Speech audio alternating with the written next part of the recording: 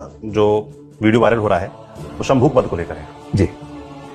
उस पर क्या कहेंगे आप? शंभूक का जो प्रसंग है ये बहुत ही विवादास्पद प्रसंग है हमारी रामकथा में, और मतलब अच्छा तो नहीं लगता है, मुझे भी नहीं अच्छा लगता है। मैं ईश्वर से प्रार्थना करता हूँ कि काश ये प्रसंग न होता, पर ये प्रसंग है तो मैं क्या करूँ उसमें।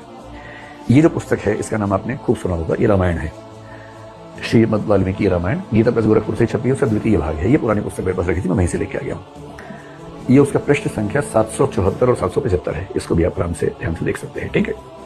775 में पृष्ठ पर इसका 76वां सर्ग शुरू हो रहा है, और 76वें सर्ग में ये कहानी पहली बार आई है, उत्तरकांड में आई है। अब आज मैंने ट्विटर पे कुछ लोगों ने मुझे रेफरेंसेस भेजे जिसमें लोग कह रहे हैं कि रामायण में तो उत्तरकांड है ही नहीं, तो ये उत्तरकांड की बात कैसे कर रहा है।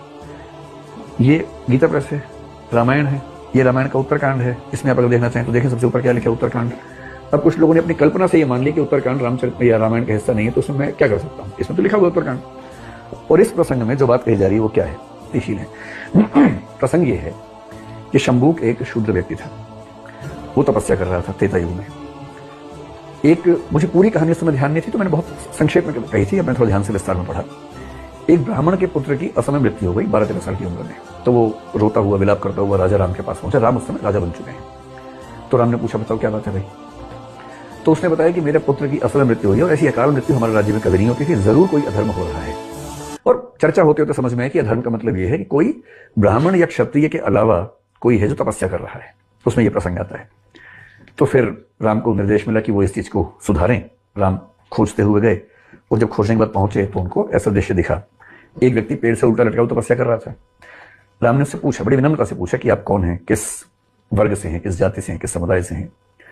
और लंबी बातचीत हुई। उसके बाद उसने बताया कि आप मुझे शूद्र समझिए, ये तीसरे श्लोक का हिस्सा है, आप मुझे शूद्र समझिए, मेरा नाम शंभूक है। उसका जो अगला छंद है, भाषतस्तस्य शूद्रस्य खड्गम सुरुचिर प्रभम निष्कृष्य कोशाद विमलम शिरच्छेद राघव। वो क्या कह रहा है, वह इस प्रकार कह ही रहा था कि श्री रामचंद्र जी ने म्यान से चमचमाती हुई तलवार खींच ली और उसी से उसका सिर काट लिया।